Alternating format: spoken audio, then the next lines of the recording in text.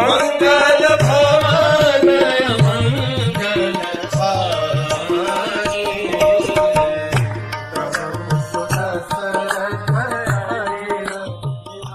हरे कृष्ण। कल हमने देखा किस प्रकार से दशरथ महाराज की अरेंजमेंट, दूरदृष्टि, उनका जो कार्य करने का क्षेत्र था वो इतना निपुण था कि 11 साल का अकाल किसी को भी अयोध्या में फील ही नहीं हुआ। लेकिन जब अकाल 12वें साल चला गया तब लोगों को थोड़ा थोड़ा हिचकिचाहट होने लगी। अरे 12 साल हो गए, अभी ये क्या होगा। जैसे ही दशरथ महाराज तक खबर पहुंची, दशरथ महाराज ने सोचा ये तो बहुत ज्यादा ही हो गया, 12 साल इज टू मच, ये क्या हो रहा है। उन्होंने अपने सारे ज्योतिष पंडितों को बुलाया और पूछा कि ऐसा अयोध्या में क्यों प्रसंग आया है। तो उन ज्योतिष पंडितों ने कहा दशरथ महाराज से कि शनि की वक्र दृष्टि का प्रभाव है कि आपके यहां पर अकाल बना हुआ है। जब तक शनि की वक्र दृष्टि आपके यहां से हटेगी नहीं, ये अकाल हटेगा नहीं।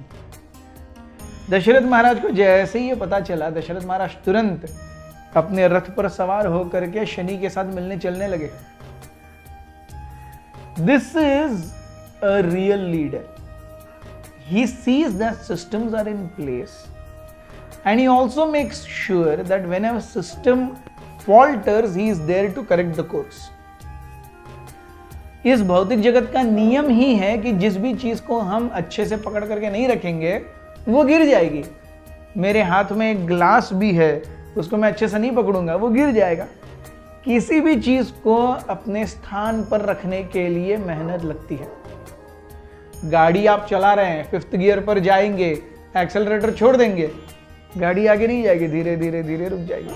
सो basically in this material world, to keep things running you must give efforts. अपने आप से कुछ भी नहीं होता। Every system needs course correction and Dashrath Maharaj is on a task to do this course correction. Course correction नहीं होगा तब तक राज्य फिर से सुचारू रूप से कैसे चलेगा। तो इसीलिए तुरंत दशरथ महाराज रथ पर बैठ गए और जोर से शनि की ओर जाने लगे। शनि को मिलने जा रहे थे तो शनि ने देखा दशरथ महाराज आ रहे हैं। शनि ने अपनी दृष्टि दशरथ महाराज के ऊपर डाली और शनि की दृष्टि से ही दशरथ महाराज का जो रथ था वो अपने रास्ते पर से हट गया और एक खाई में गिरने लगा। दशरथ महाराज गिर रहे हैं रथ के साथ खाई में। अब उनकी लीला समाप्त होने ही वाली है कि नीचे वो देखते हैं एक बड़े विशालकाय गिद्ध ने जमीन पर से उड़ान भरी और उड़ान भर करके उन्होंने दशरथ महाराज और उनके रथ को अपनी एक पंख के ऊपर आसरा दिया। So Dasharath Maharaj was on his free fall, but he found himself rested on one wing of a giant vulture. और उनकी जान बचाने के लिए दशरथ महाराज ने उनको मदद की। ये गिद्ध इतने बड़े थे कि दशरथ महाराज का जो रथ है वो उनकी एक ही पंख पर आ रहा था। तो सोचिए वो गिद्ध कितने बड़े होंगे।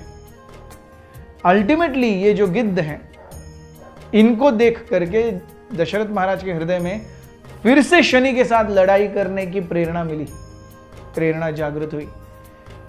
उस गिद्ध को लेकर के दशरथ महाराज शनि से फिर लड़ने गए और दशरथ महाराज की इस दृढ़ता को देख करके शनि प्रसन्न हो गए। शनि ने अपनी दृष्टि अयोध्या से दूसरी जगह पर केंद्रित की और अयोध्या में वर्षा हुई। दशरथ महाराज उस गिद्ध से इतने प्रसन्न हुए, वो नीचे उतरे और कहा आपका नाम क्या है। उस गिद्ध ने कहा मेरा नाम जटायु है। तो दशरथ ने कहा मेरी जान बचाने के लिए और अयोध्या पर इतना बड़ा उपकार करने के लिए आप मुझसे एक वर मांगिए। देखिए दशरथ महाराज ने कहा आप जो चाहिए वर मांगिए। वर या किसी भी चीज को देने की जब प्रण करते हैं तो कभी भी ऐसे नहीं होना चाहिए कि आपको जो चाहिए मांगो, क्योंकि हमें पता नहीं है जो सामने वाले को चाहिए वो हम दे सकते हैं कि नहीं? अगर हम बोल रहे हैं आपको जो चाहिए मांगो, ये वरदान केवल भगवान दे सकते हैं, क्योंकि सामने वाले को जो चाहिए वो भगवान दे सकते हैं। लेकिन हम ये वरदान नहीं दे सकते, आपको जो चाहिए मांगो। दशरथ महाराज यहां पर फंसे। जटायु ने उनसे मांगा, मैं बहुत समय से एक पुत्र की कामना कर रहा हूं, तो मुझे एक वरदान दीजिए कि आपका जब भी पुत्र होगा आप मुझे उसको मुझे सौंप देंगे, वो मेरे पुत्र के रूप में बड़ा होगा। दशरथ महाराज वॉज शॉक्ड, अरे ये क्या वरदान मांगा है?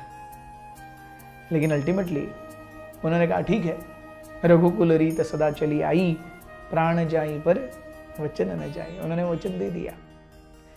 And ultimately we see this word, ये जो वचन था आगे जा करके दशरथ महाराज के लिए एक श्राप सिद्ध होगा और जटायु के लिए एक वरदान सिद्ध होगा, क्योंकि दशरथ महाराज पुत्र के वियोग में अपने प्राण त्यागेंगे और भगवान राम अपने हाथों से जटायु का अंतिम संस्कार और क्रियाकर्म करेंगे। बहुत बहुत धन्यवाद। हरे कृष्ण। ये कितना रहा?